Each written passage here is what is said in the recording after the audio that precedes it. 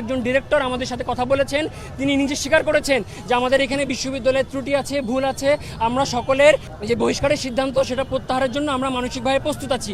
আমরা তাদেরকে গতকালকে অনুরোধ করেছি, যদি আপনারা আসলে এই সিদ্ধান্ত নিয়ে থাকেন সেটা আপনারা বাস্তবায়ন করেন, আপনারা ঘোষণা দিন। আপনারা যদি ঘোষণা দেন আমরা রাস্তা ছেড়ে দিব এবং এই সকল শিক্ষার্থীরা বাবা মা সহ প্রয়োজনে আপনাদের সাথে দেখা করে বিশ্ববিদ্যালয়ের সুষ্ঠু পরিবেশ, শিক্ষার পরিবেশ ফিরিয়ে আনার জন্য আমরা সকলে মিলে চেষ্টা করব। কিন্তু তারপরেও তারা সেটা করেন নাই।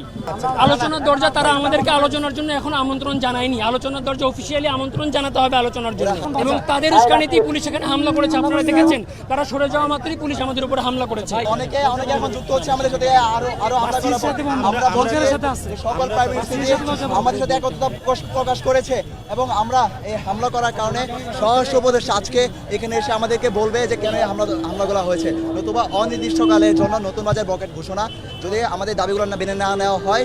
এদিকে বসুন্ধরা আছে, এদিকে বাড্ডা আছে, সব জায়গায় আমাদের